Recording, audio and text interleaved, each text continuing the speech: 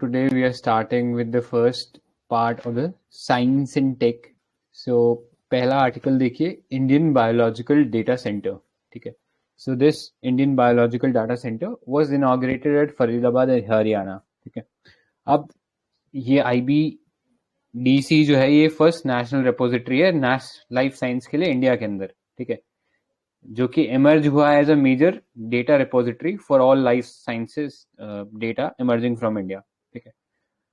अब ये जो इनिशिएटिव है इसको कुछ गाइडलाइंस के अंदर रखा गया है. ठीक है. या गाइडलाइंस के अंदर इसको स्टार्ट किया गया है. तो ये बायोटेक प्राइड करके कुछ गाइडलाइंस है. ठीक है. अभी के लिए ये याद रख लो क्या है, मतलब एक गाइडलाइंस है इस टाइप की. क्या है ये थोड़ा सा आगे देखेंगे. नेक्स्ट डिटेल पे चलते हैं. तो एक रीजनल सेंटर ऑफ बायोटेक्नोलॉजी के तौर पे एस्टैब्लिश किया गया in collaboration with NIC. NIC क्या है? National informatics centre. कोई बताना चाहेगा कौन सी मिनिस्ट्री के अंडर आता है NIC? Which ministry? Ministry of Information Wait. and MIT. Correct. Electronics and IT. ठीक है. तो वो थोड़ा सा दिमाग में रखना. नेक्स्ट थिंग, इसके अंदर जो डेटा है उसको डिजिटाइज फॉर्म में जो डेटा है उसको स्टोर किया जाएगा एक 4 पेटाबाइट सुपर कंप्यूटर कॉल्ड ब्रह्म. ठीक है. तो एक बेसिक सा सवाल यहाँ पे पूछता हूँ. So what is the measuring unit for a supercomputer, और how do we measure the performance of supercomputer? Is there some unit on which we measure it? क्या यूनिट होती है या क्या मेजरमेंट की यूनिट होती है किसी भी सुपर कंप्यूटर की? तो याद रखना बेसिक डिटेल है. Flops. Flops is floating point operations पर सेकेंड, इसको बोलते हैं फ्लॉप्स. तो वो मेजर होता है एक सुपर कंप्यूटर का. और यहाँ पे हम 4 पेटाबाइट बोल रहे हैं तो वो मेमोरी की बात हो रही है. ठीक है. So do not confuse the processing power with the storage power. ठीक है. यहाँ पे स्टोरेज पावर की बात हो रही है ना प्रोसेसिंग पावर की. तो याद रखना ये सुपर कंप्यूटर का नाम जो है ब्रह्म है and it is supported by department of biotechnology. ठीक है. नेक्स्ट, इसके अंदर जो डेटा है वो एक स्पिरिट के अंदर शेयर किया जाएगा. ठीक है. जिस एक तरीके से प्रिंसिपल ही है जिसको फेयर प्रिंसिपल बोलते हैं. फेयर का फुल फॉर्म क्या है? FAIR is expanded as findable, accessible, interoperable, reusable. ठीक है. तो ये सारे जो कीवर्ड्स हैं ये डाटा के रिस्पेक्ट में यूज हो रहे हैं कि डाटा इजीली मिल जाना चाहिए, डाटा इजीली एक्सेसिबल होना चाहिए, डाटा इंटरऑपरेबल होना चाहिए. ठीक है. कि उसे और किसी को डिपार्टमेंट को चाहिए तो उन सभी डिपार्टमेंट को मिल जाना चाहिए. And this should be reusable again and again. ठीक है. सो ये कुछ बेसिक से कॉन्सेप्ट थे इसके पीछे. आगे डिटेल में इसमें जानने से पहले बायोटेक प्राइड जो हमने पढ़ा था गाइडलाइंस, वो क्या होती है? तो बायोटेक प्राइड का फुल फॉर्म से ही आपको इसका आइडिया लग जाएगा. प्राइड का फुल फॉर्म है promotion of research and innovation through data exchange guidelines 2021. ठीक है. तो नाम से ही पता लग रहा है कि जो रिसर्च का डाटा है उसको एक्सचेंज करने की बात हो रही है. ठीक है. तो ये गाइडलाइंस डिपार्टमेंट ऑफ बायोटेक्नोलॉजी ने रिलीज करी थी और इसके अंदर जो इंफॉर्मेशन किसी भी प्रोजेक्ट के थ्रू निकलती है या किसी भी रिसर्च प्रोजेक्ट के थ्रू जो इन्फॉर्मेशन निकलती है उसको बाकी जो रिसर्च इंस्टीट्यूशन है या जो साइंटिस्ट है इंडिया के अंदर उनको भी शेयर किया जाएगा ताकि वो उसको अपनी रिसर्च में यूज ले सके. ठीक है. So this will harmonise, synergize and encourage the data sharing of research and analysis in the country. ठीक है. particularly the biological या biotech related data. तो उस चीज से रिलेटेड कॉन्सेप्ट है. ठीक है. नेक्स्ट ऑब्जेक्टिव क्या है इसका? तो प्रोवाइड करेगा IT platform for achieving biological data, perform quality control curation and data etcetera. Develop करेगा web based tool for data sharing. फिर development of SOP standard operating procedure for storing and sharing data as per FAIR principle. Next, organising training programmes on big data analysis and data sharing benefits. ठीक है. सो ये था इसके बारे में कुछ basic से benefits. Next, let's look into the other features of this IBDC. So this will contain a database of over 2.6 lakh SARS-CoV-2 genomes. ठीक है. जो कि हमारा एक ऑर्गेनाइजेशन हम लोगों ने बनाया था INSACOG, which was Indian SARS-CoV-2 Genomic Consortium. ठीक है. तो कोविड के दौरान आपने जरूर इसका नाम सुना होगा. ठीक है. सो यहाँ पे ये जो INSACOG है इसको इसलिए बनाया गया था ताकि इंडिया के अक्रॉस जो 54 कंसोर्टियम में जो लेबोरेटरीज हैं जो कि मॉनिटर कर रहे हैं genomic variations of SARS COVID 2 virus, ठीक है। उसका जो जीनोम में वेरिएशन हो रहा है उसको मॉनिटर कर रहे थे, और इससे जो भी रिलेटेड डाटा था वो इकट्ठा कर रहे थे, ताकि कैसे ये वायरस स्प्रेड हो रहा है, कैसे इवॉल्व हो रहा है, इसके अगेंस्ट जो हमारे पास जो वैक्सीन है वो कारगर है कि नहीं है, वो सब चीजें इस कंसोर्टियम एक तरीके से मॉनिटर कर रहा था, इन सब चीजों को इकट्ठा कर रहा था, इसके सारे रिलेटेड डेटा। तो ये इंसाकॉग जो है ये किसने बनाया था या किसका इनिशिएटिव था? This was initiative of ministry of health, department of biotechnology with CSIR and Indian council of medical research, ICMR, ठीक है। तो ये थोड़े से ऑर्गेनाइजेशन देख लेना, although it's not very important now, क्योंकि काफी ढल चुका है अब तो कोविड वगैरह में। जनरल इन्फॉर्मेशन पता होनी चाहिए कि मल्टीपल एजेंसीज या मिनिस्ट्रीज इसमें इन्वॉल्व थी। सो इसका भी डाटा हमारा जो IBDCS के अंदर रहेगा। प्लस ये जो IBDCS के अंदर 2 सेक्शंस होंगे। पहला है इंडियन न्यूक्लियोटाइड डाटा आर्काइव, ठीक है, जिसके अंदर न्यूक्लियोटाइड का जो सीक्वेंस होता है, उस जो भी पब्लिक फंडेड रिसर्च है उसके थ्रू जो भी डेटा निकला है न्यूक्लियोटाइड सीक्वेंस से रिलेटेड, उसको स्टोर रखा जाएगा। अब इसमें न्यूक्लियोटाइड, पहले आगे जाने से पहले न्यूक्लियोटाइड क्या होता है, कोई बताएगा? What is nucleotide? Nucleus inner part. No, nucleotide is nitrogen base plus phosphate group. Correct, हाँ। न्यूक्लियोटाइड इज जो DNA के अंदर जो फॉस्फेट पार्ट होता है प्लस जो शुगर बेस होता है, ठीक है, वो सब मिला के हम उसे न्यूक्लियोटाइड कहते हैं, ठीक है। एक ब्लॉक DNA के अंदर हमारा, उसको न्यूक्लियोटाइड कहते हैं, ठीक है। सो ये जो पूरा सीक्वेंस होता है DNA, it's a combination of different nucleotides, ठीक है। तो उसका जो सीक्वेंस होता है ऑलमोस्ट 99% तो यूनिक हो, सेम ही होता है सब लोगों का। कुछ जो उसमें वेरिएशंस होते हैं उसी के थ्रू हम लोग ट्रैक कर सकते हैं कि किसका जीन किससे मैच करता है। जैसे पैटर्निटी टेस्ट होता है जीन का, इस टेस्ट करके, तो उसमें यही सब सीक्वेंस को देखा जाता है। या DNA फिंगरप्रिंटिंग एक टेक्निक होती है, तो उसमें वो न्यूक्लियोटाइड का ही इन डिटेल सीक्वेंस जो है वो चेक करते हैं, ठीक है। तो ये सब इंसान से लेके एनिमल, एनिमल से लेके माइक्रोब, माइक्रोब से लेके प्लांट, इन सब का हम लोग एक तरीके से एक डेटाबेस क्रिएट करेंगे, ठीक है। नेक्स्ट, IBDC के अंदर 2 टाइप का डेटा एक्सेस मिलेगा, open access, time release access and restricted access, ठीक है। कि ये 2 टाइप के एक्सेस कैटेगरी रहेगा इसके अंदर, ठीक है। नेक्स्ट, सिग्निफिकेंस क्या है? तो ये एड करेगा मॉडर्न रिसर्च को। Modern research in the sense कि आजकल जो भी रिसर्च हो रहा है वो काफी ज्यादा डेटा इंटेंसिव है, ठीक है। डेटा के ऊपर बहुत सारी चीजें डिपेंड कर रही है, और लाइफ साइंसेस के अंदर भी इसका जो रोल है काफी इंपॉर्टेंट है।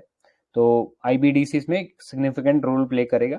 नेक्स्ट, सिक्योर रखेगा डेटा को, क्योंकि इसमें एक ह्यूमन का, ठीक है, बहुत सारे जो लोगों का जीनोम सीक्वेंसिंग हम लोग करके रखेंगे, तो उनसे रिलेटेड बहुत सारा सेंसिटिव डेटा है, ठीक है।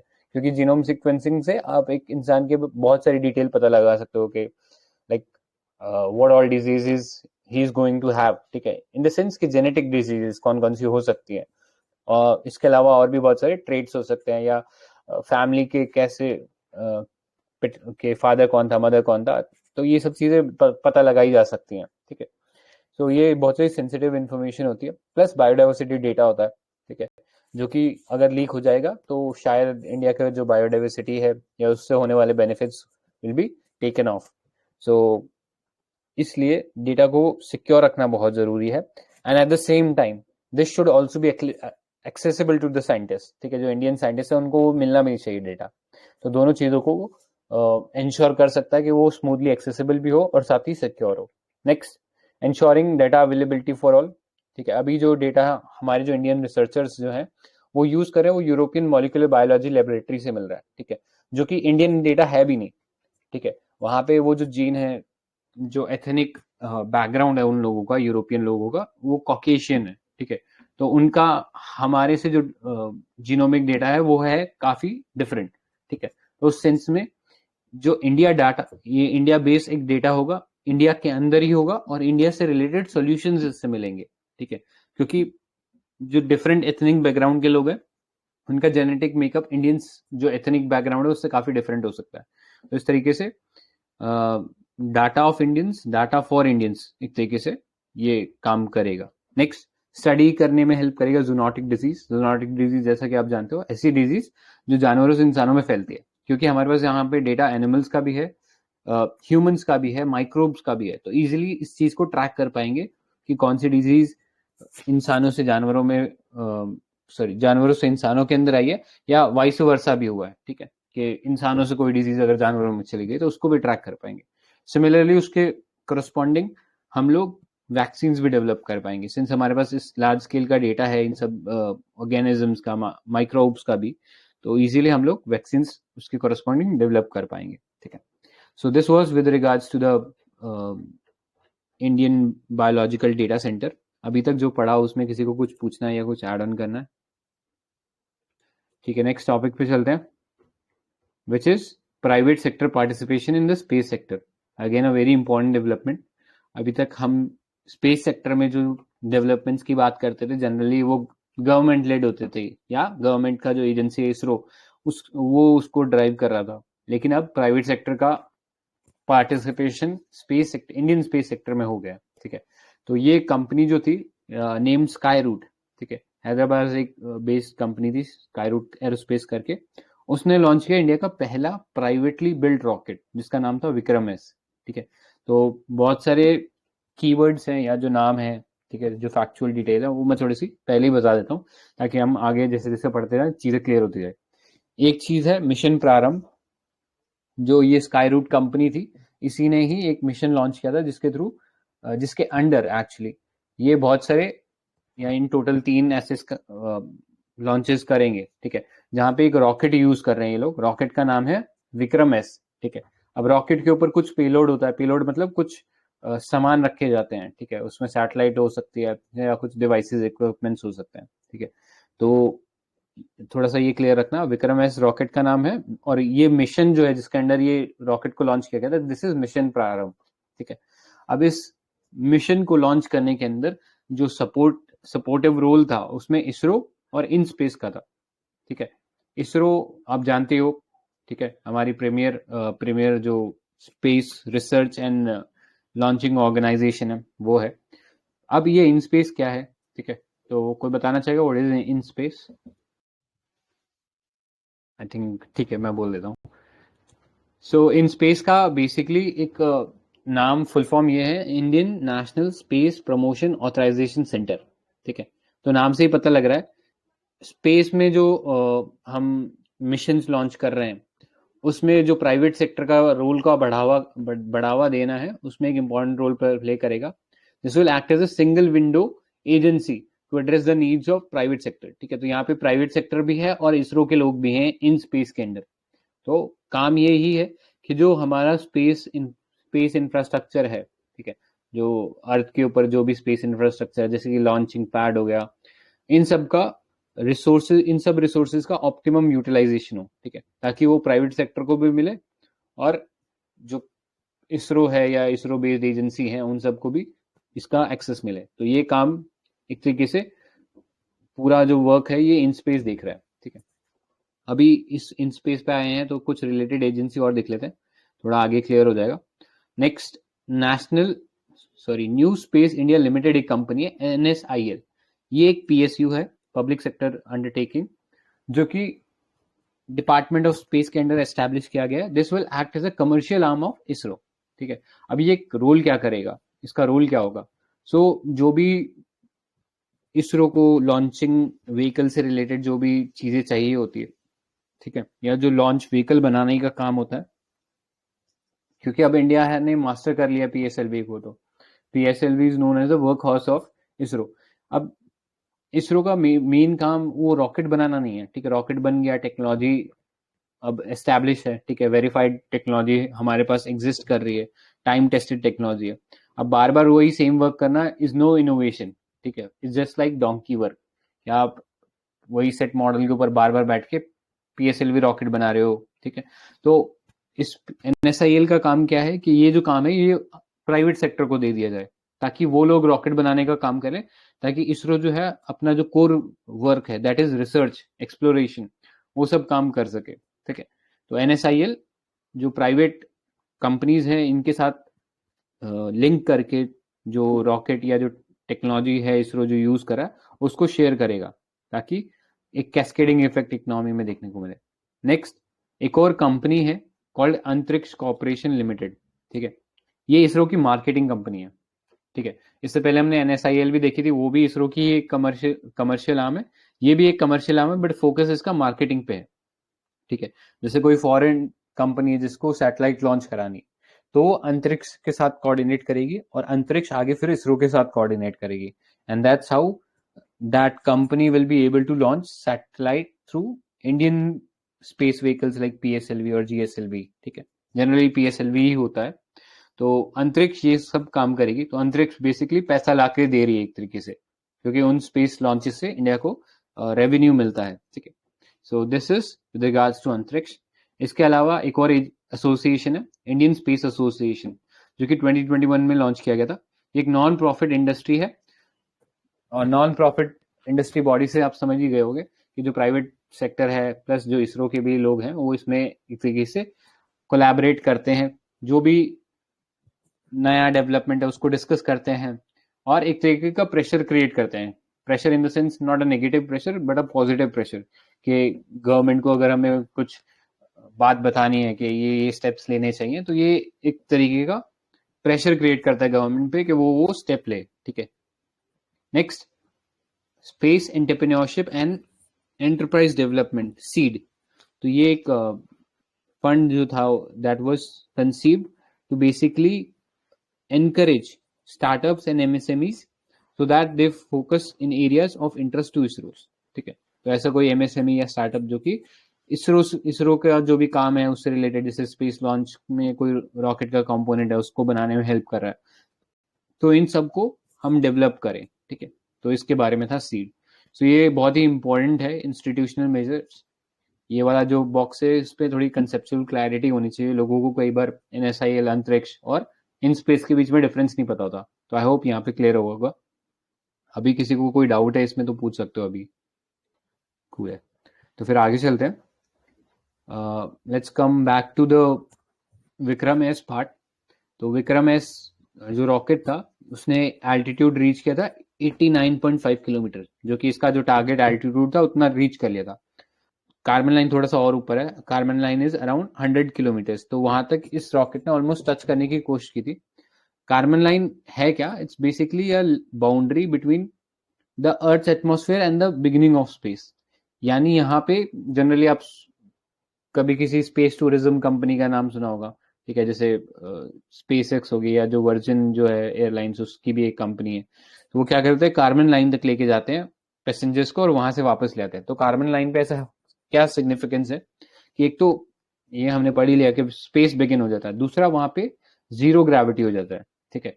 तो जीरो ग्रेविटी होने का मतलब वेटलेसनेस एक्सपीरियंस करते हैं हम लोग, और वेटलेसनेस ही एक तरीके का स्पेस में जो कंडीशन होती है उसका एक्सपीरियंस वहां पे हो जाता है कार्बन लाइन को क्रॉस करने के बाद। अब कुछ स्टेप्स देख लेते हैं जो कि गवर्नमेंट ने अभी तक लिए हैं जिससे कि प्राइवेट सेक्टर का पार्टिसिपेशन स्पेस इंडस्ट्री में बढ़ सके। तो पहला, फंडिंग जो है स्टार्टअप्स के इस सेक्टर के अंदर ट्रिपल हो गई है टू 67.2 मिलियन इन 2021, ठीक है। फैक्ट्स थोड़े से इतने ज्यादा इंपॉर्टेंट नहीं है, numerical numbers, but in general थोड़ा से आपको डायमेंशंस पता होने चाहिए कि कैसे हम बोल सकते हैं कि प्राइवेट सेक्टर इंक्रीज कर रहा है स्पेस सेक्टर में। तो आप बोल सकते हो स्टार्टअप में जो फंडिंग है वो ट्रिपल हो गई है। नेक्स्ट, एक्सपेंडिंग कर रही है हम लोग लॉन्च फैसिलिटीज। तो इसरो अभी एक तीसरा लॉन्च पैड बना रहा है श्रीहरिकोटा में, ठीक है। फिर एक अनदर स्पेस पोर्ट बना रहा है ट्यूटिकोरिन डिस्ट्रिक्ट ऑफ तमिलनाडु, ठीक है। तो थोड़ा सा दिमाग में रखना कि जो दूसरा स्पेस पोर्ट बन रहा है वो ट्यूटिकोरिन डिस्ट्रिक्ट ऑफ तमिलनाडु में बन रहा है, ठीक है। Next, participation of private sector. So June 2020 के अंदर जो गवर्नमेंट ओपन अप किया है स्पेस सेक्टर को, जहां पे प्राइवेट सेक्टर भी अलाउ है कि अब वो डिफरेंट स्पेस एक्टिविटीज में पार्टिसिपेट कर सकता है। तो ये सबसे मेजर स्टेप रहा था कि प्राइवेट सेक्टर के लिए ओपन कर लिया। करंटली 100 से ज्यादा स्टार्टअप रजिस्टर्ड है इसरो के साथ, और स्पेस टेक कंपनीज की अगर हम बात करें तो 368 कंपनीज है, ठीक है, जो कि 5th पोजीशन है इंडिया की ग्लोबली अगर हम देखें प्राइवेट सेक्टर के टर्म्स में। फिर बजट एलोकेशन की बात करें, और सबसे आई थिंक लेथार्जिक अगर कोई पार्ट है तो शायद यही पार्ट है कि इंडियन गवर्नमेंट ने 13,700 करोड़ का इसको फंड दिया है, ठीक है, which is very less as compare to NASA और चाइना, ठीक है, या यूरोपियन यूनियन का जो प्रोजेक्ट्स रहता है उनसे बहुत कम है, ठीक है। तो थोड़ा सा ये एक एरिया जहाँ पे वर्क करने की जरूरत है, ठीक है। बाकी जगह तो नंबर्स आर क्वाइट ऑप्टिमिस्टिक, ठीक है। सो अभी हमने एक लॉन्च पैड की बात किया था कि गवर्नमेंट ने या इसरो ने एक नया लॉन्च पैड बनाया है श्रीहरिकोटा। तो इसको डिजाइन किया अग्निकुल नाम के एक स्टार्टअप ने, plus ISRO and in space, इन दोनों ने भी इसमें कोलैबोरेट किया है, ठीक है। ये सपोर्ट करेगा लिक्विड स्टेज कंट्रोल लॉन्चेस को, ठीक है। तो ये थोड़ा सा फैक्ट्स पता होना चाहिए इस नए लॉन्च पैड के बारे में। अब नीड क्या है प्राइवेट सेक्टर के पार्टिसिपेशन की इन स्पेस इंडस्ट्री। तो अभी हमारा इसरो जो है वो बहुत सारा वर्क कर रहा है, ठीक है, ओवरलोडेड है विद रिस्पॉन्सिबिलिटी कि पीएसएलवी भी बनाओ, जो नॉर्मल डे टू डे चीजों के लिए वर्क है वो उसको भी करो, प्लस जो रिसर्च वर्क है वो तो अपना है ही, ठीक है। तो इस तरीके से बर्डन थोड़ा सा ज्यादा है। Next, rapidly rising space industry, ठीक है। अभी जो ग्लोबल स्पेस इंडस्ट्री है वो 400 बिलियन की है करेंटली, ठीक है, but this will almost reach to $1 trillion in 2040, ठीक है। तो एक बहुत रैपिड ग्रोथ देखने को मिलेगी। अगेन नंबर याद रहे ना रहे, बट इतना पता होना चाहिए कि रैपिडली ग्रो हो रहा है, और अगर नंबर याद रहेगा तो ये थोड़ा सा फैक्ट जो है आप अच्छे से लिख पाओगे, ठीक है। नेक्स्ट, एक बहुत ही इंपॉर्टेंट फैक्ट इसमें ये है कि करंटली इंडिया का जो शेयर है ग्लोबल स्पेस मार्केट में वो केवल 2% है। अगर इसको कंपेयर करें यूएस से तो यूएस का 56% है, ठीक है। तो एक लायन शेयर जो है वो यूएस के पास है, और इंडिया के पास अभी बहुत ग्राउंड है गेन करने को, ठीक है। तो वो चीज है, ये वाला फैक्ट थोड़ा सा इंपॉर्टेंट, आई थिंक परसेंटेज के टर्म्स में थोड़ा याद रखने में आसान होता है कि इंडिया के पास केवल 2% शेयर है और यूएस के पास 56%। Next, shift from supply driven to demand driven model, ठीक है। सो अभी कोई भी सेक्टर उठा लो इकोनॉमी का, from agriculture to transport, weather या अर्बन एम्प्लॉयमेंट, ठीक है, अर्बन डेवलपमेंट, तो सभी के अंदर हमें सैटेलाइट डेटा का यूज आ रहा है, ठीक है। फिर चाहे वो माइनिंग भी हो, उसमें भी सैटेलाइट डेटा बहुत काम आता है। तो यहाँ पे प्राइवेट सेक्टर ये गैप फिल कर सकता है, क्योंकि अभी इसरो अकेला इतना सारा वर्क नहीं कर सकता है, ठीक है। Next, ISRO can focus on its main या core competency which is research and development, जैसे कि एक्सप्लोरेशन करना है, human space satellite space flight जो प्रोग्राम्स हैं उनको लॉन्च करना है, ठीक है। प्लस एम्बिशियस और फ्यूचरिस्टिक और भी गोल्स है, जैसे कि हम एक्स्ट्रा टेरेस्ट्रियल बॉडी से माइनिंग कर सकें। तो ये सब कब पॉसिबल हो पाएगा, जब इसरो रिसर्च पे ज्यादा फोकस कर पाएगा, ठीक है। तो अगर प्राइवेट सेक्टर आके ये जो बाकी कमर्शियल वर्क है उसको ले लेता है, तो ISRO can focus on this research and development part. Next, promote make in India. जैसे ही एक्टिव प्राइवेट पार्टिसिपेशन होगा उससे इंडिया के अंदर कैस्केडिंग, इकोनॉमी के अंदर कैस्केडिंग इफेक्ट होगा, जैसे कि सैटेलाइट मैन्युफैक्चरिंग हब बन सकता है, लॉन्च पैड बन सकते हैं, स्मॉल सैटेलाइट लॉन्च व्हीकल से लेके जियो सिंक्रोनस सैटेलाइट लॉन्च व्हीकल जो है वो सब हम लॉन्च कर सकते हैं। नेक्स्ट, एफिशिएंसी और कॉम्पिटिटिवनेस बढ़ाएगा। अभी करंटली इसरो की मोनोपोली है, लेकिन जैसे प्राइवेट सेक्टर आएगा तो ऑटोमेटिकली जो डिसीजन मेकिंग है वो फास्टर होगी, कॉम्पिटिटिवनेस बढ़ेगी, इनोवेशन उतनी ही तेजी से बढ़ेगा। तो ओवरऑल पूरी इकोनॉमी के लिए बेनिफिट क्रिएट करेगा ये, ठीक है। अब आते हैं चैलेंजेस पार्ट पे। तो देखो, सबसे मेजर इशू इसमें फॉरमोस्ट या सबसे फंडामेंटल इशू अगर हम बोलेंगे तो वह है कि रेगुलेशन का इशू। बहुत सारी मल्टीप्लिसिटी है, डिफरेंट डिफरेंट कंपनीज हो गए, एजेंसी हो गई, जैसे डिपार्टमेंट ऑफ स्पेस अपना एक बॉडी हो गया, फिर इसरो अपना एक बॉडी हो गया, अंतरिक्ष और इन स्पेस, ठीक है। अब ये सब अप्रूवल अलग अलग लेवल पे दे रहे हैं। इनफैक्ट कुछ केसेस में जब कम्युनिकेशन सैटेलाइट्स की हम बात करते हैं तो डिपार्टमेंट ऑफ टेलीकॉम से भी परमिशन लेना पड़ता है, ठीक है। तो इस चक्कर में बहुत सारे रेगुलेशन के एस्पेक्ट्स हो जाते हैं, और वो रेगुलेशन जो है टाइम कंज्यूमिंग प्रोसेस होता है। नेक्स्ट, कैपिटल इंटेंसिव है, क्योंकि बहुत हाई एंड टेक्नोलॉजी इसमें इस्तेमाल होती है, इसमें बहुत कैपिटल लगता है, और एक लॉन्ग टर्म के लिए वो कैपिटल जो है वो ब्लॉक हो जाता है, ठीक है। और जिसकी एक पॉसिबिलिटी फेल होने की भी काफी अच्छी है, ठीक है, मतलब काफी हाई पॉसिबिलिटी है कि फेल भी हो जाए ऐसे प्रोजेक्ट्स। तो यहाँ पे बहुत ही पेशेंट कैपिटल की जरूरत पड़ती है, ठीक है, जो कि अभी करंटली गवर्नमेंट या कोई फॉरेन प्राइवेट इक्विटी मार्केट जो है वहीं से मिल सकती है, ठीक है। इंडिया में अभी उतना स्कोप है नहीं उसके लिए। नेक्स्ट, ऑल्दो गवर्नमेंट ने 100% एफडीआई अप्रूव कर दिया है, ये जो 100% एफडीआई है ये गवर्नमेंट अप्रूवल से है, ठीक है। तो जनरली आप जानते हो एफडीआई में दो कैटेगरीज हम करते हैं, एक तो ऑटोमेटिक रूट हो गया जहां पे किसी से परमिशन लेने की जरूरत नहीं है, और 100% एफडीआई अंडर गवर्नमेंट अप्रूवल, मतलब कि 100% तक अलाउड है बट गवर्नमेंट की परमिशन से, ठीक है। सो ये जो अप्रूवल मिलने में भी बहुत टाइम लग जाता है, तो ये एक इश्यू था। Next, absence of independent regulator. तो यहाँ पे इसरो एक खुद भी ऑपरेटर है, यानी वो लॉन्चेस भी कर रहा है, कमर्शियल ऑपरेशंस भी लॉन्च कर रहा है, प्लस रेगुलेटर की तरह भी एक्ट कर रहा है, ठीक है, कि प्राइवेट सेक्टर को अलाउ कर रहा है कि वो अपनी फैसिलिटी इसकी फैसिलिटी यूज कर सके। तो वहां पे इसरो एक इंडिपेंडेंट रेगुलेटर नहीं है, उसका कन्फ्लिक्ट ऑफ इंटरेस्ट हो सकता है, ठीक है। तो इसलिए थोड़ा सा इंश्योर करने की जरूरत है कि हमारे पास एक इंडिपेंडेंट रेगुलेटर हो, जो कि हम वे फॉरवर्ड में देखेंगे। फिर है possibility of polarisation of market. ये हो सकता है कि चुनिंदा कंपनी जो है पूरे मार्केट को एक्वायर कर लें, ठीक है, और अपनी मोनोपोली क्रिएट कर लें, या ओलिगोपोली, ठीक है, कि मल्टीपल कंपनीज आ गई और उन्होंने अपनी डोमिनेंस मेंटेन कर ली। नेक्स्ट, स्पेस में डेब्रिस का एक बहुत बड़ा रिस्क है। करंटली 23,000 पीसेज ऑफ डेब्रीज हैं जो कि 10 सेंटीमीटर से बड़े हैं, और जब ये ऑर्बिट में होते हैं then they are moving at a speed of bullet, ठीक है, कि बुलेट जो गोली है उसकी स्पीड से जा रहे होते हैं। तो ऐसे में किसी भी स्पेस ऑब्जेक्ट जो है उसको इनसे बहुत बड़ा खतरा हो सकता है, और इसी फिनोमिना को हम बोलते हैं केज़लर सिंड्रोम, कि एक स्पेस डेब्री से और स्पेस डेब्री बन रहा है और फिर वो सैटेलाइट्स के लिए खतरा बन जा रहे हैं, ठीक है। Next, issue of liability of private parties, private entities. तो अभी हमारे जो इंटरनेशनल लॉ है, जो आउटर स्पेस ट्रीटी है, उसके अंदर और भी मल्टीपल ट्रीटीज हैं। तो उसमें से एक ट्रीटी यही है कि कोई भी प्राइवेट एंटिटी का अगर स्पेसक्राफ्ट फेल होता है, ठीक है, तो उसका जो हर्जाना है, लेट्स से उसके फेल होने से वो किसी कंट्री के अंदर गिर गया और उसने नुकसान क्रिएट कर दिया, तो उसका जो हर्जाना है गवर्नमेंट को देना पड़ता है, ठीक है। तो ये सब इश्यूज जो है प्राइवेट एंटिटीज के ऊपर लाइबिलिटी इम्पोज करते हैं, ठीक है। तो इस चीज को इम्प्रूव करने की जरूरत है, एक डोमेस्टिक लॉ लाने की जरूरत है इंडिया के पर्सपेक्टिव में। नेक्स्ट, स्ट्रैटेजिक कंसर्न है, क्योंकि स्पेस जो है वो एक बहुत ही स्ट्रैटेजिक सेक्टर है, प्लस सिक्योरिटी का भी इससे बहुत इंटीमेटली लेना देना है। तो ऐसे में प्राइवेट सेक्टर का इस अरीना में आना कहीं ना कहीं सिक्योरिटी के साथ भी कॉम्प्रोमाइज कर सकता है, ठीक है। तो ये इंश्योर करना जरूरी है कि कोई भी हॉस्टाइल एक्टर इसमें ना आ जाए, ठीक है।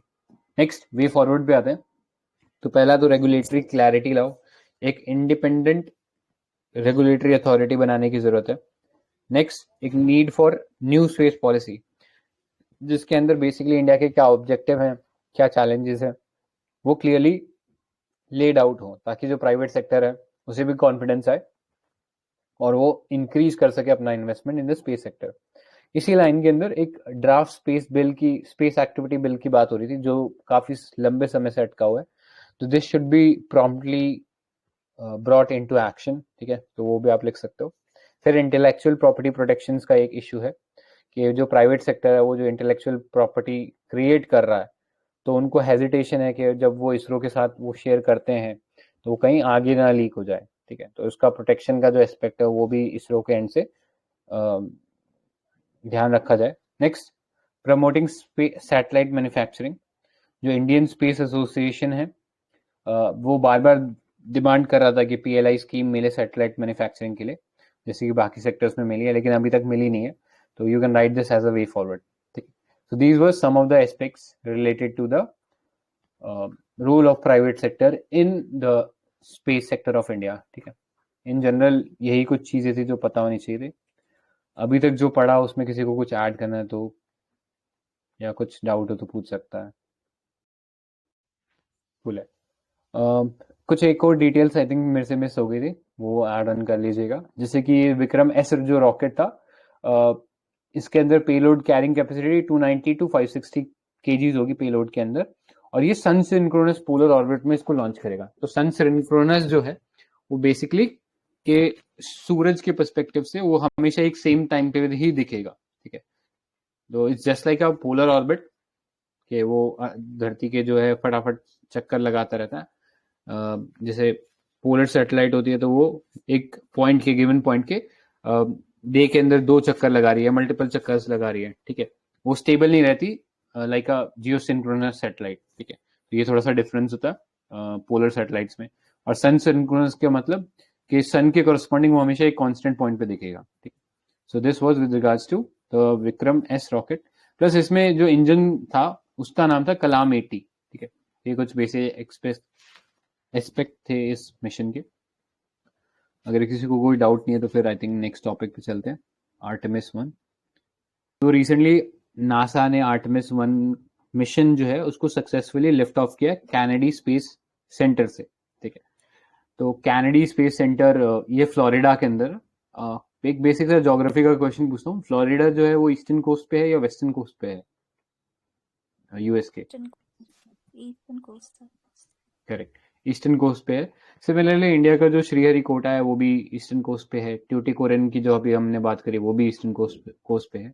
तो वो बताना चाहेगा like why most of these space research या space launch centers are located on the eastern coast of continents. Earth tilted towards east, so वो रोटेशन में। अब बता थोड़ा सा सही रहो, बट इश्यू इज कि अर्थ का जो रोटेशन होता है वो वेस्ट टू ईस्ट होता है, ठीक है। तो वो ग्रेविटेशन से उसको हेल्प मिलता है, ठीक है। तो इसलिए वो जनरली ईस्टर्न साइड पे लोकेट किया जाता है, ठीक है। यस। अभी आगे चलते हैं। तो ये जो आर्टेमिस 1 है इसमें 3 कंपोनेंट्स थे। पहला था स्पेस लॉन्च सिस्टम रॉकेट, ठीक है। ये एक वर्ल्ड का मोस्ट पावरफुल रॉकेट बनाया गया था, जो कि स्पेसिफिकली डीप स्पेस मिशंस के डीप स्पेस जो मिशंस हैं उनको कंडक्ट करने के लिए बनाया गया था विद द ह्यूमंस, ठीक है। ह्यूमंस को प्रेजेंस ध्यान में रखते हुए। प्लस इसमें ओरायन स्पेसक्राफ्ट है, ठीक है। रॉकेट क्या होता है? रॉकेट एक लॉन्च व्हीकल है। स्पेसक्राफ्ट होता है जिसके अंदर एस्ट्रोनॉट्स होते हैं, ठीक है। तो डिफरेंस पता होना चाहिए। जनरली आपने देखा होगा एक किसी भी रॉकेट के ऊपर एक एयरक्राफ्ट सा लगा होता है, तो जनरली वो स्पेसक्राफ्ट होता है, ठीक है। तो उसका नाम है ओरायन यहाँ पे। And this has been specifically design to carry astronaut to deep space, ठीक है। तो इसके अंदर स्पेसक्राफ्ट के अंदर जो क्रू होगा वो मून तक जाएगा अभी और वो वहां से वापस आएगा, ठीक है। और ग्राउंड सिस्टम जो था कैनेडी स्पेस सेंटर फ्लोरिडा के अंदर, वहां पे इसको लॉन्च करने का जो भी इंफ्रास्ट्रक्चर है वो बनाया गया है। अभी आर्टेमिस 1 जो मिशन है ये एक first in a series of mission है, यानी मल्टीपल ऐसे मिशन या लॉन्चेस जो हैं वो अब आगे होंगे जिसके अंदर long term human presence moon के ऊपर क्रिएट किया जाएगा, ठीक है, आने वाले 10 डिकेड्स के अंदर, ठीक है। तो जैसे कि आप जानते हो सबसे पहले एक सक्सेसफुल मून के ऊपर जो लैंडिंग हुई थी वो नासा के ही अपोलो जो मिशन था उसके अंडर हुई थी, ठीक है। अब उसी फीट को या उसी जो अचीवमेंट है उसको एक तरीके से वापस रिक्रिएट करने की कोशिश है, but with the view to settle और to create a long term human presence on moon, ठीक है। उस हिसाब से इस मिशन को बनाया गया है। So this will be first an uncrewed flight test, ठीक है, जो कि वहां एक नियर पॉइंट मून के आसपास जाकर वापस आएगा और फिर उसमें इंसानों को भेजा जाएगा एट अ लेटर पॉइंट, ठीक है। सो आर्टेमिस 1 के अंदर क्या क्या ऑब्जेक्टिव थे, क्योंकि ये इसके अंदर ह्यूमन प्रेजेंस नहीं था तो इसमें बस इतना ही था कि कुछ हमें ऑब्जेक्टिव्स थे जिनको टेस्ट करना था। जैसे कि ओरायन का हीट शील्ड, क्या वो विदस्टैंड कर सकता है high speed and high heat conditions जब वो अर्थ के अंदर एंटर करता है। जैसे कि आपको पता ही होगा एक मिशन था जिसके अंदर Kalpana Chawla, India first astronaut जिनकी डेथ हो गई थी, ठीक है। वो इसीलिए कारण हुई थी क्योंकि जो हीट शील्ड था उनके स्पेसक्राफ्ट का वो डिस्ट्रॉय हो गया था, ठीक है। तो इसलिए थोड़ा इंपॉर्टेंट है, आप समझ सकते हो कि ये हीट शील्ड अगर फेल हो जाए तो क्या हो सकता है, ठीक है। कोई बता सकते हो उस मिशन का नाम जिसमें कल्पना चावला की डेथ हुई थी? एक जनरल ट्रिविया है स्पेस रिलेटेड। STS-87 नहीं, उसका नाम था कोलंबिया, ठीक है। वो स्पेस शटल का नाम था कोलंबिया, ठीक है। बार बार आते जाते रहते ना, तो शटल का नाम था कोलंबिया, ठीक है। Study the radiation environment of deep space retrieving Orion from a splash down, ठीक है। स्प्लैश डाउन का मतलब कि एकदम से एंटर करके गिर ना जाए वो लोग, ठीक है, वो इजी लैंडिंग हो उनकी। अकम्प्लिश करे flight test objective like certifying Orion's optical navigation system, deploying CubeSats, small satellites, ठीक है. Study the moon to learn about their origin and history of Earth, Moon and our solar system. ठीक है। तो ये बहुत basic से objectives थे, ज़्यादा कुछ इसमें रेवोल्यूशनरी नहीं होने वाला है, बस एक तरीके से एक टेस्ट फ्लाइट है कि ह्यूमन से जाने से पहले हम लोग जब एक्चुअली ह्यूमंस को भेजा जाएगा उससे पहले हम लोग एक चेक कर लें इस सब चीज़ों को, ठीक है। So this Artemis 1 will be followed by Artemis 2 plan for 2024 and then Artemis 3 plan for 2026, ठीक है। So with Artemis NASA is planning to land first women on the moon, ठीक है। So ये थोड़ी सी चीज़ें पता होनी चाहिए अपने को। नेक्स्ट मेजर मिशंस की अगर हम बात करें मून पर अभी तक, तो थोड़े से हिस्टोरिकल डिटेल्स जो अपने को पता होना चाहिए। यूएसएसआर का लूना है, Luna 2, Luna 3। Luna 2 was exact the first spacecraft to impact the moon surface, ठीक है। तब एक स्पेस रेस चल रही थी बिटवीन यूएसएसआर एंड यूएस, ठीक है। तो जैसे ही लूना ने पहला इम्पैक्ट किया मून के ऊपर, तो यूएस बोला कि अब हम फर्स्ट ह्यूमन इंटरेक्शन करेंगे, तो उन्होंने ये अपोलो वाला मिशन लॉन्च किया, ठीक है। इसके अलावा इंपॉर्टेंट मिशन है लूनर रिकॉनिसेंस ऑर्बिटर, जापान का हितेन है, चाइना का चैंगी है, ठीक है। चैंगी मिशन, चैंगी के अंदर चैंगी 4 एक बहुत ही इंपॉर्टेंट मिशन है। कोई बताना चाहेगा चैंगी 4 का क्या सिग्निफिकेंस है? स्पेस स्टेशन का मॉड्यूल भेजा था, वो है क्या? नहीं नहीं, वो Changi they 4 bought a sample नहीं from back from नहीं नहीं नहीं नहीं, रुक जाओ। तो चैंगी 4 का बेसिकली सिग्निफिकेंस ये था कि this was the first mission to land on the far side of the moon. Far side समझते हो, क्योंकि अर्थ का जो रोटेशन है और जो मून का जो रेवोल्यूशन पीरियड है उसके अराउंड, ठीक है, या जो मून का जो रोटेशन पीरियड है नियरली सिमिलर है, तो हमें हमेशा मून की एक ही सरफेस दिखती है, ठीक है।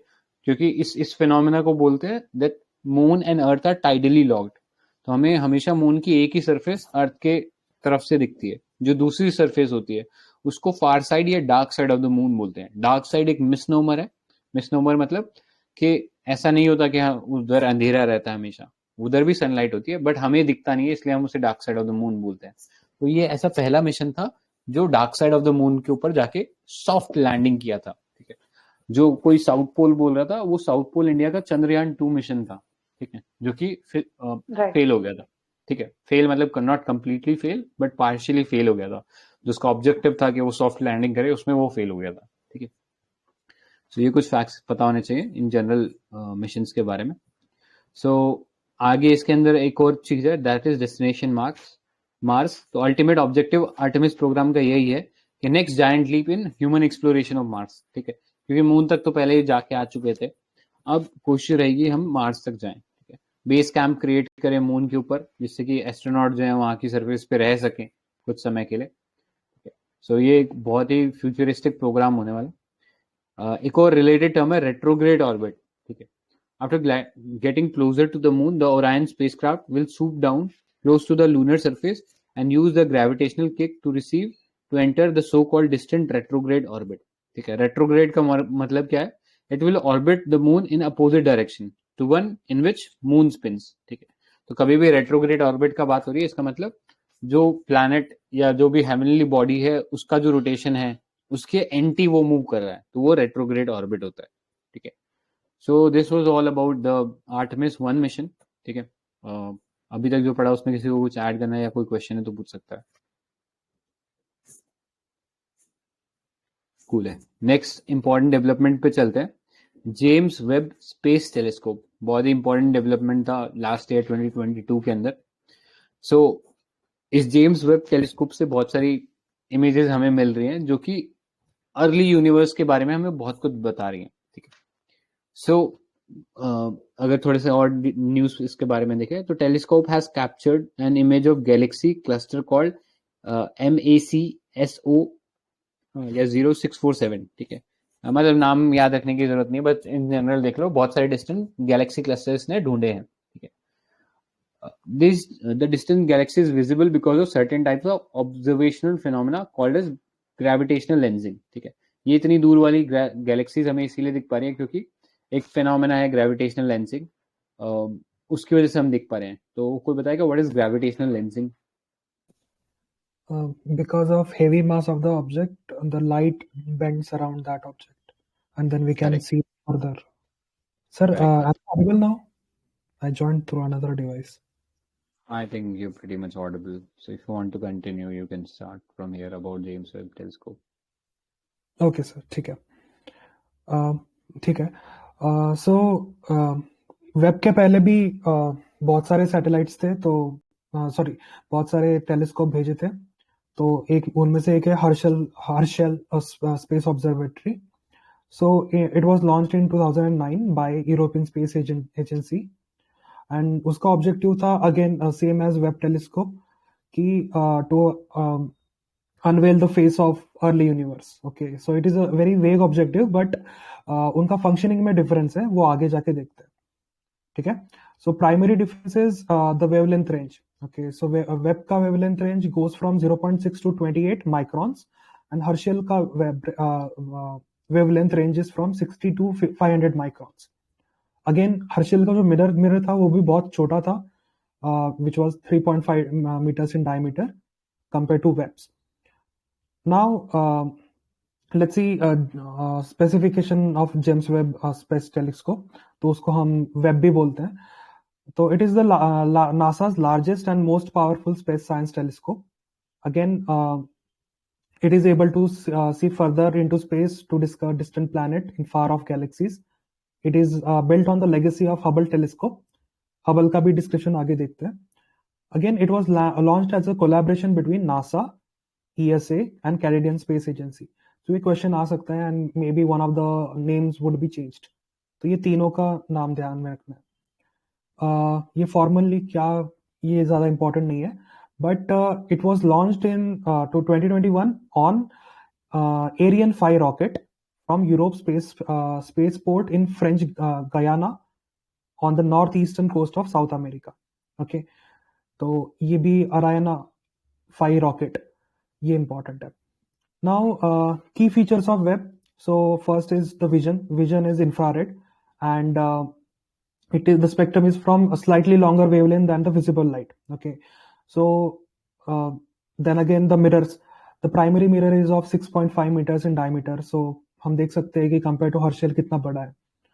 एंड ये मिरर का जितना ज्यादा मिरर का साइज होगा या फिर लेंस का साइज होगा उतना कॉस्ट बढ़ता जाता है, and it is very hard to build those kind of mirrors. And again उसमें एक ये सैटेलाइट या फिर फोटो जो कैमराज होते हैं उसमें it is very difficult to have them cleaned. So that's why ये ज़्यादा costly होते हैं, and it is very difficult to make those or build those. तो ये हम देख सकते हैं कि why it is very, मतलब इतना ज़्यादा progress उसमें नहीं है. And this is the only strongest space telescope that we have as of now. Now, let's see the location. ये important है. It is on L2 point, that is the second Lagrange point, which is at the location 1.5 million kilometers from Earth. Okay, तो Lagrange points पता होना चाहिए. कोई बोल सकता है? I think पिछले महीने के मैगजीन में डिस्कस किया था हमने. Lagrange point क्या होता है? It is a balancing point between sun and earth. Okay, हाँ, provided there is a centripetal force. Yeah, all right. So again ये भी हर्शल स्पेस टेलीस्कोप उसका भी एक पॉपुलर स्पॉट था, बट जो इसका प्रेडिसेसर है Hubble, it is located at 570 kilometres from earth. Okay, तो ये ध्यान में रखना है कि वेब और हबल में ये बेसिक डिफरेंस है. Then apart from their functioning obviously, then the major element is so within the integrated science instrument module, that is ISIM, it has three parts, that is optical telescope element, then there is a spacecraft element, which has a bus and sunshield. Okay, main instrument is the ISIM, which is the heart of the telescope, called as main payload. And उसके अंदर there are 4 instruments which will resonate with four different wavelengths. Okay, so we have near infrared, then there is a near infrared spectrograph, then there is mid infrared instrument, then there is fine guidance sensor or near infrared imager or slitless spectrograph. तो ये सारी जो terminologies है वो camera की related है, तो किसी को अगर फोटोग्राफी में इंटरेस्ट हो तो उसको पता है कि क्या है। Now let's compare Webb and Hubble. तो हबल जो है तो उसका हमें पता है कि primary mirror is 2.5 metre, it was 570 kilometres away from earth, and उसका जो फोकस था, so it discovered that 12.5 billion years ago there was some origin of universe, and Webb के according it was 13.5 billion years ago. So ये recent changes है, मतलब recent discoveries एक प्रकार से हम मान सकते हैं। उसका जो प्राइमरी मिरर है वो 6.5 मीटर है, primary mirror, and it is located at L2 which is 1.5 million kilometres. ये जो दूसरा जो चीज है फंक्शनिंग का, कि इट जो हबल है it responds to wavelength of ultraviolet visible part near infrared, and जो वेब है वो near infrared and mid infrared. तो ये ऑप्शन में बोल सकते हैं कि मतलब वी हैव टू अंडरस्टैंड कि जो वेब है it responds to infrared, near infrared and mid infrared, but जो हबल था वो अल्ट्रावायलेट से लेके नियर इंफ्रारेड तक काम करता था, सो विजिबल उसमें ही आता है। और एक इंपॉर्टेंट चीज है कि Hubble since it was very close to earth, so it is serviceable and it is at this Webb is at L2, so it is pretty common sense that it is not serviceable. Okay, then let's go to the observations which were made by Webb. So that is SMACS 0723, so that is Webb's first deep field. हमने पहले देखा था कि वो जो Galaxy meeting था, that is cluster of galaxy, that is MACS 0647, and उसमें से एक गैलेक्सी था that is MACS 0647 JD. Okay, तो गैलेक्सी क्लस्टर कब होता है? जब there are two galaxies meeting each other, that is a very critical event where there are, मतलब in a way they are colliding. Okay, then the second observation is WASP 96b which is a spectrum. तो ये spectrum किसका है? ये जो hot puffy planet है outside the our solar system, and which reveal the clear signature of water. Okay, so that's why it is also important कि हमारे solar system के बाहर भी there is a planet which has water. Okay, there is a southern ring nebula which was approximately 2000 light years away, so वो भी हमने detect किया था। Now there is a Stephan's Quintet. So Quintet that is a constellation Pegasus which revealed the velocity and composition of gas near its supermassive black hole. So option में दे सकते हैं कि what is smacks, मतलब दो तीन terminology दे सकते हैं कि SMACS 0723, WASP 96b, then maybe ये दोनों ही देके कुछ बोल सकते हैं कि सम GM क्रॉप की वैरायटी या कुछ तो कर सकते हैं, and then we have to understand कि ये इसका है। This are the observation made by Webb. ये इंपॉर्टेंट टर्मिनोलॉजी से वो पता होना चाहिए कि काइपर बेल्ट क्या है, एस्टेरॉयड बेल्ट क्या है। Kuiper belt is something that is a donut size region of icy bodies beyond Neptune. Okay, तो जब हमारा सोलर सिस्टम फॉर्म हो रहा था तो some part is not they did not condense into a planet, and then वो Neptune के भी बाहर है, but they the center for them is sun. Asteroid belt पता है वो मार्स एंड जुपिटर के बीच में है। एक्सोप्लैनेट पता है that is जो भी अपने सोलर सिस्टम के बियॉन्ड है, विच आर फ्री फ्लोटिंग, उनको हम रोग प्लैनेट्स भी बोलते हैं। लैग्रांज पॉइंट अभी हमने देखा, ब्लैक होल भी पता है। ग्रेविटेशनल लेंसिंग क्या होता है कि when there is a huge matter, okay, generally the physics में हम उसको मास बोलेंगे, तो huge mass is there in the middle and you consider a sheet. Okay, एक शीट एक फ्री फ्लोटिंग शीट है, and then you keep that mass, तो there will be a dip. Okay, तो जो डिप है that is one, मतलब it's a hypothetical experiment that you can see कि वो डिप जो होगा that would be that's how the light will bend. तो ये ग्रेविटेशनल लेंसिंग का एग्जांपल है। देन नेबुला पता है, nebula is a dust and gas, cloud of dust and gas. तो ये कब हो सकता है? एक तो प्लैनेट है वो मर गया, उसके बाद डस्ट एंड गैस ही बचती है, या फिर the planet is trying to form, मतलब एक birth of planet is happening, तो उस टाइम में भी डस्ट एंड गैस होता है। दोनों चीजों को नेबुला बोलते हैं। ओके, सो ये था आई थिंक जेम्स वेब। या तो बहुत ही इम्पोर्टेंट डेवलपमेंट है यार साइंस एंड टेक के पर्सपेक्टिव से। यूपीएससी ने मेंस 2022 के अंदर सवाल पूछा भी था जेम्स वेब स्पेस टेलीस्कोप के बारे में। प्लस इससे रिलेटेड नई नई डेवलपमेंट्स कुछ ना कुछ आती ही रहती हैं, तो इसकी जो बेसिक डिटेल्स है हमारे लिए ऑल द मोर इम्पोर्टेंट रहेंगी आने वाले प्रीलिम्स के लिए भी, ठीक है। तो इसको जरूर देख लेना। अब आगे चलते हैं, next topic news in short part. तो मांगी मैम आप स्टार्ट कर सकते हो। Yes, sir. I'll be doing this one. Am I clearly audible to all of you? Yes, ma'am. Okay. So first topic for news in short is global vaccine market report.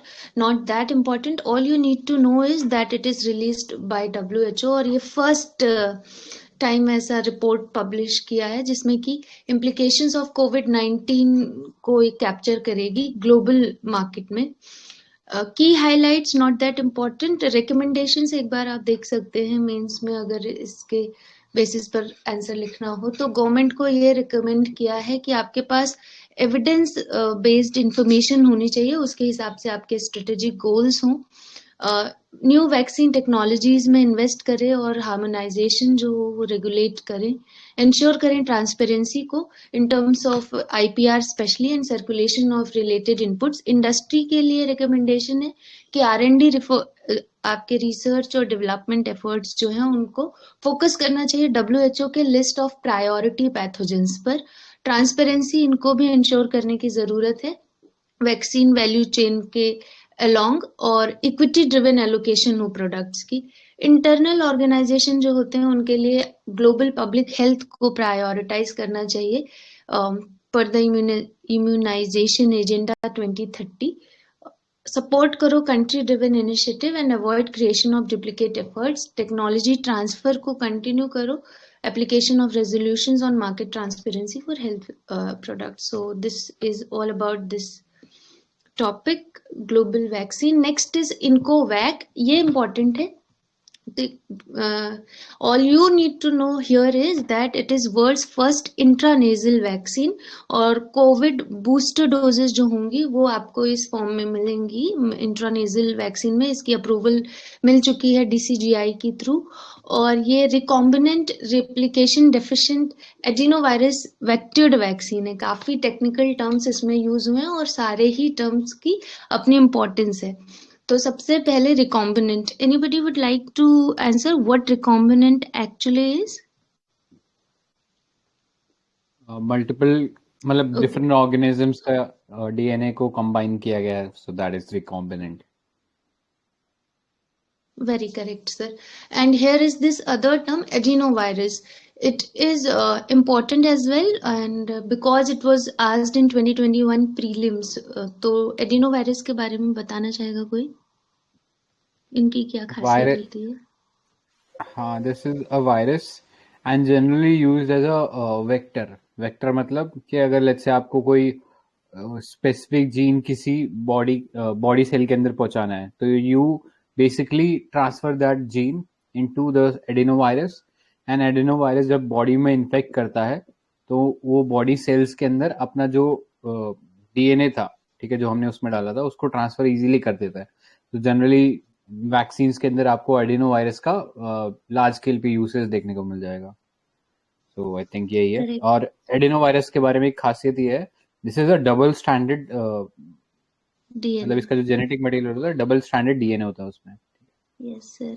And there is this other use करते because generally it doesn't cause that much serious illness which is caused by other viruses. Common cold is caused by your adenovirus, and there is this other virus, retrovirus, which is having single stranded DNA and it causes more severe diseases like that of AIDS. तो AIDS retrovirus से होता है। So this was something important. Adenovirus एक nuclear replicating DNA virus है, linear double stranded genome, it is mentioned also. COVID सुरक्षा program comes under your Department of Biotechnology. Please remember this one, and it will help to partially finance product development and clinical trials. तो इस सुरक्षा programme के तहत ये help करने वाले हैं, फाइनेंस करने वाले हैं। ग्लोबल पार्टनरशिप ऑन एआई, तो India to take over the chair of GPAI, France में होगा ये। इसको लॉन्च किया गया था जून 15, 2020 में। GPAI एक इंटरनेशनल और मल्टी स्टेक होल्डर इनिशिएटिव है जो कि गाइड करेगा responsible development and use of artificial intelligence, आपके human rights, fundamental freedom, share democratic values, इन सबको कंसिस्ट करता है ये मल्टी स्टेक होल्डर इनिशिएटिव, इसीलिए नाम दिया गया। ये अलायंस का एक्चुअल काम क्या होगा, ब्रिज करेगा गैप को, आपके थ्योरी और प्रैक्टिस में जो गैप है उसे।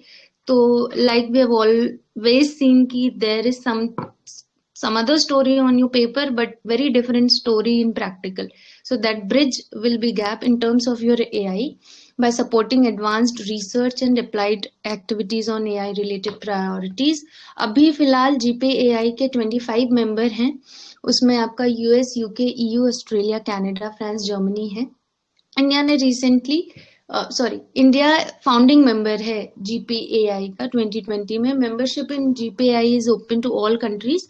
इसका सेक्रेटेरिएट OECD पर होस्ट किया जाता है। Can anybody tell where this OECD headquarter is? Paris. Yes, sir. Correct, madam. Okay. Principles for responsible stewardship of trustworthy AI. Please go through this infographic. AI is expected to add $967 billion Indian economy में by 2035, और by 2025 967 से कम ही होगा, 450 to 500 billion. तो और ये आपके जो larger vision है 5 ट्रिलियन इकोनॉमी का, उसमें भी ये कंट्रीब्यूट करने वाला है। So this is the importance of this GPAI।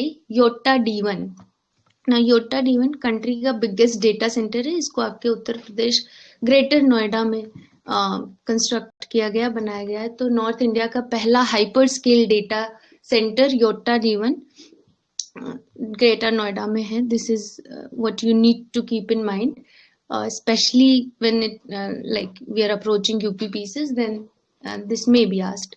The data center will increase data storage capacity of the country। अभी तक जो कि 2% है, इसको और इंक्रीज करने वाला है ये डेटा सेंटर। अभी इंडिया के पास 650 मिलियन इंटरनेट यूजर्स हैं वर्ल्ड ओवर से, एंड यूजिंग 20% ऑफ डेटा।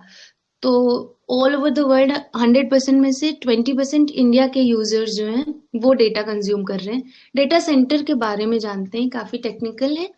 तो dedicated secure space within a centralised location where computing and networking equipment is concentrated. अब इसमें आपका सब कुछ आता है। इनफैक्ट ये जो अभी हम रिकॉर्ड करके यूट्यूब पर भी डालेंगे तो it is going to consume some data. For that it needs to be stored, protected. तो उसके लिए हमें चाहिए डेटा, और वो उसकी कमी आ रही है। तो इंडिया में हमने इसलिए ये डेटा सेंटर बनाया है। ये आपका नेटवर्क इंफ्रास्ट्रक्चर प्रोवाइड करेगा, सर्वर टू सर्वर कनेक्ट करेगा एंड यूजर लोकेशंस के साथ। स्टोरेज इंफ्रास्ट्रक्चर भी है जैसे कि हमने बताया अभी, और कंप्यूटिंग रिसोर्सेज जैसे कि आपकी प्रोसेसिंग मेमोरी, ये सब इसमें इंक्लूडेड है। नीड क्या है डेटा सेंटर्स की? तो डेटा लोकलाइजेशन नॉर्म्स जो होते हैं वो क्रूशियल सेटअप बिल्ड करते हैं। Robust data centre infrastructure in India especially necessary to protect digital sovereignty in connected world। तो हम नहीं चाहते कि हमारे जो confidential details हैं स्पेशली उसमें किसी का interference हो। For that also we need to have that protection। Steps taken to promote data centers, तो infrastructure status data centers के जो हैं वो easier access करेंगे institutional credit के लिए, और इससे foreign investment में भी बढ़ावा मिलेगा। Draft data centre policy 2020 it is aiming to make India global data centre hub. तो अगर किसी और कंट्री को भी अपना डेटा सुरक्षित रखना है या स्टोरेज चाहिए, then they can come to our country. तो this was all about Yotta D1। Next is new safety test for electric vehicles. तो ministry of heavy industries announced a list of safety tests that will be mandatory। तो अभी news में recently हम सब ने देखा है, स्पेशली वो जो ओला के इलेक्ट्रिक स्कूटर्स थे उसमें all of a sudden fire generate हो जा रही थी या इलेक्ट्रिक व्हीकल्स डैमेज हो रहे हैं। तो उससे पहले टेस्ट करना है व्हीकल्स का, उसकी कुछ गाइडलाइंस हमारी मिनिस्ट्री ऑफ हेवी इंडस्ट्रीज ने दी हैं, तो वो क्या है, let's see. PLI scheme automobile और ऑटो कंपोनेंट्स के लिए ये स्कीम प्रमोट करेगा। PLI scheme for advance chemistry cell, FAME है आपका faster adoption and manufacturing of electric vehicles, और ये सारे टेस्ट 3 लेवल पर कैरी किए जाएंगे, आपके battery pack, battery management system और सेल लेवल पर। And this level is accepted internationally for safeguarding human safety. So, like I have mentioned, that safety concerns have been raised due to multiple instances of fires. Next is कि हमें ये जानना है कि fire के possible reasons क्या हैं। तो मैन्युफैक्चरिंग डिफेक्ट्स, बट ऑब्वियस सी बात, external damage, faults in the deployment या फॉल्टी चार्जिंग वगैरह होगी।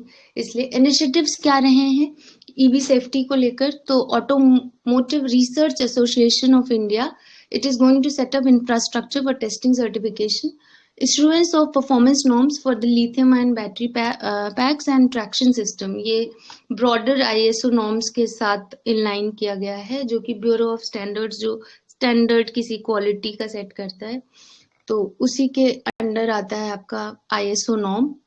Ministry of Road Transport and Highways released additional safety requirements for EV batteries।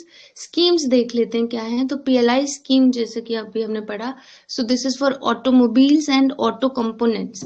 ये प्रोवाइड करेगा फाइनेंशियल इंसेंटिव ताकि हमारा domestic manufacturing specially in your automotive technology product में boost हो सके, इसलिए PLI स्कीम आई है। अट्रैक्ट करेगा investment in the automotive manufacturing value chain.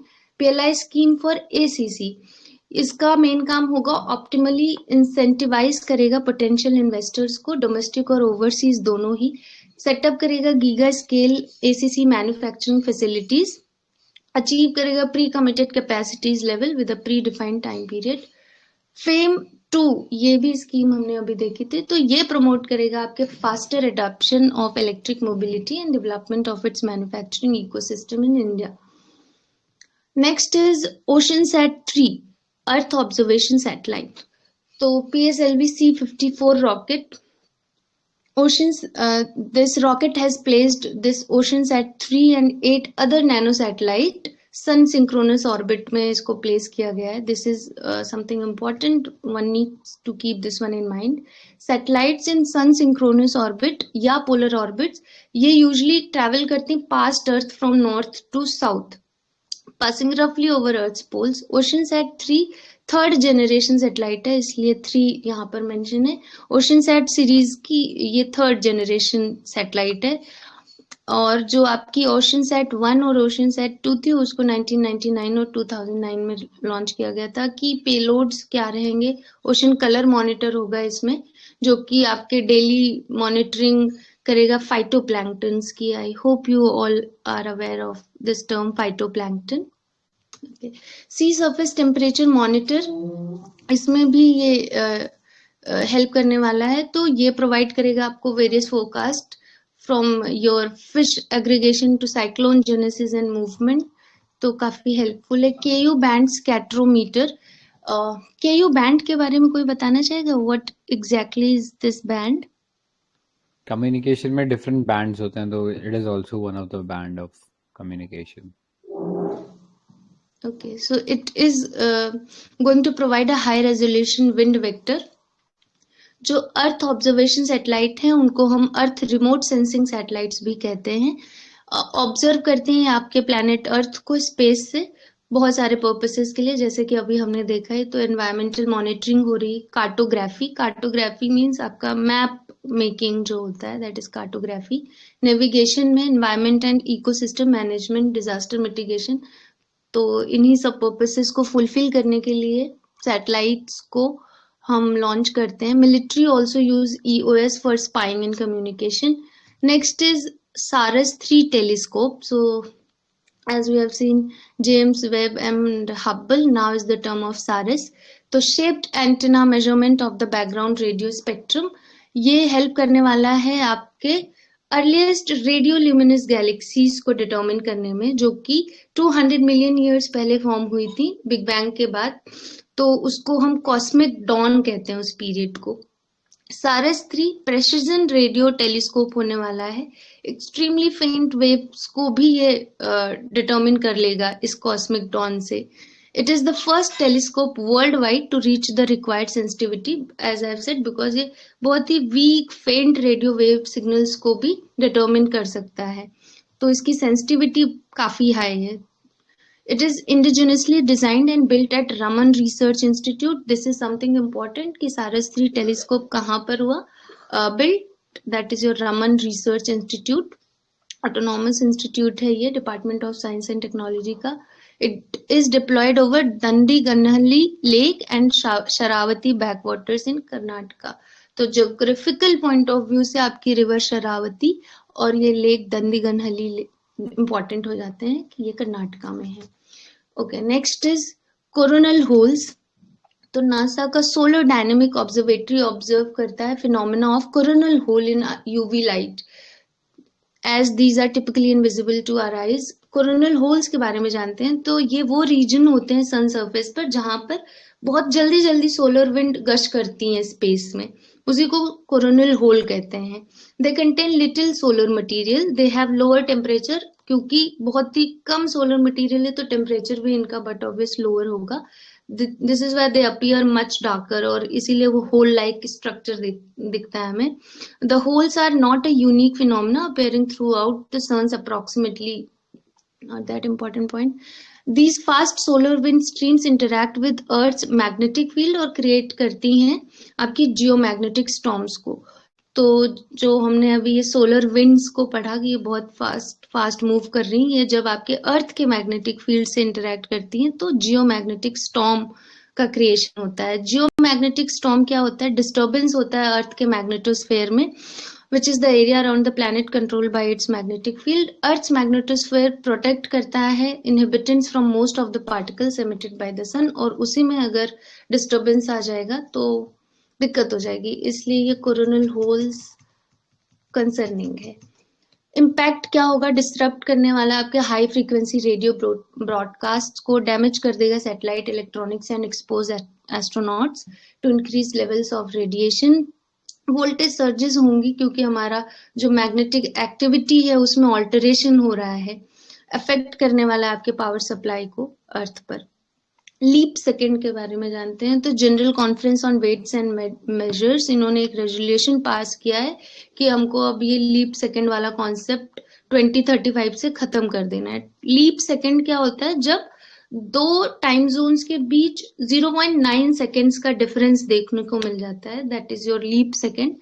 तो हम उस टाइम को एडजस्ट कर लेते हैं ताकि हम एक ही सिंक में रहें टाइम के पर्सपेक्टिव में। Now the resolution has come that we are going to do away with this leap second thing. So CGPM is the supreme authority, International Bureau of Weights and Measures का intergovernmental organisation है ये। Metre convention में इस organisation को form किया, establish किया गया था। Leap second, like I told what it is. Next is your hydrogen internal combustion engine, काफी इंपॉर्टेंट है ये। तो रोल्स रॉयस ने अभी सक्सेसफुली टेस्ट किया हाइड्रोजन पावर्ड जेट इंजन को, और इस टेस्ट का मेन एम था कि हाइड्रोजन फ्यूल को हम कैसे सेफली और इफिशिएंटली डिलीवर कर सकते हैं power for small mid size aircraft में भी। 2030 मिड से हम इसका यूसेज कर सकते हैं। तो ग्रीन हाइड्रोजन क्या होता है? जो रिन्यूएबल एनर्जी सोर्सेस से जनरेट हो hydrogen, that is your green hydrogen created by wind and tidal power. Hydrogen internal combustion क्या होता है? ये वर्क करता है same principle as a traditional ICE. आपका इंटरनल कंबशन इंजन का जो ट्रेडिशन बेस होता है उसी प्रिंसिपल पर आपका हाइड्रोजन इंटरनल कंबशन भी काम करेगा। बस इसमें एक्सेप्शन ये है कि हाइड्रोजन को यूज करने वाला है पेट्रोलियम की जगह पर। तो burning the hydrogen fuel produces the energy needed to drive the engine. Hydrogen IC same है, वो सेम है आपके हाइड्रोजन फ्यूल सेल की तरह, which has been used, I'm so sorry, it is not same as hydrogen fuel cell. In hydrogen fuel cell, hydrogen powers the cells, leading to creation of electricity that will drive the vehicle's engine. और आपका ये जो ICE है, इसमें आप hydrogen power को नहीं कर रहे हो जो इलेक्ट्रिसिटी जनरेट करने वाला है, ये कंबस्ट करने वाला है हाइड्रोजन को। तो बेनिफिट्स क्या होंगे हाइड्रोजन ICE के? जीरो कार्बन फ्यूल हो जाएगा फ्यूचर में, वाइडर फ्लेमेबिलिटी रेंज है, ग्रेटर थर्मल एफिशिएंसी है, और ऑपरेट करेगा आपके लोअर ग्रेड हाइड्रोजन में भी। ये चैलेंजेस क्या रहेंगे? Difficult to transport, risk of engine backfire and premature ignition. ये पिक्चर जो है कि ग्रे, ब्लू और ग्रीन हाइड्रोजन को हम कैसे बनाते हैं, please go through this one, this is very important. और काफी चांसेस हैं, हाई लाइकली, कि इस टॉपिक से क्वेश्चन आ सकता है। Next is small modular reactors. Small modular reactors आपके एडवांस्ड न्यूक्लियर रिएक्टर्स हैं। पावर कैपेसिटी इनकी अप टू 3 मेगावाट होती है पर यूनिट। तो small modular reactors, small physically इनका जो साइज होता है कन्वेंशनल न्यूक्लियर पावर रिएक्टर्स वो काफी स्मॉल होता है। Modular, making it possible for system and components to be factory assembled, मतलब आप एक जगह से दूसरी जगह काफी फिजिबल तरीके से इनको ट्रांसपोर्ट भी कर सकते हो इंस्टॉल करने के लिए। Reactors harnessing nuclear fission to generate heat to produce energy. Can anybody tell me the basic difference between nuclear fission and nuclear fusion? Fission means breaking of the nuclear molecules to breaking of the atom to produce energy. Okay, that is fission. Fusion, you are combining the nuclei of atoms to generate energy. Okay, so the quantum of energy is more in fusion as compared to fission.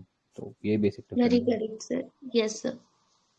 तो 2020 में Russia की academic लोमनोसोव, this is important, कि Russia की academic लोमनोसोव ने world की पहली floating nuclear power plant बनाई थी जो कि प्रोड्यूस करेगा energy from 2 SMRs for commercial use. SMRs small modular reactors के एडवांटेजेस क्या है लार्ज रिएक्टर्स के ऊपर?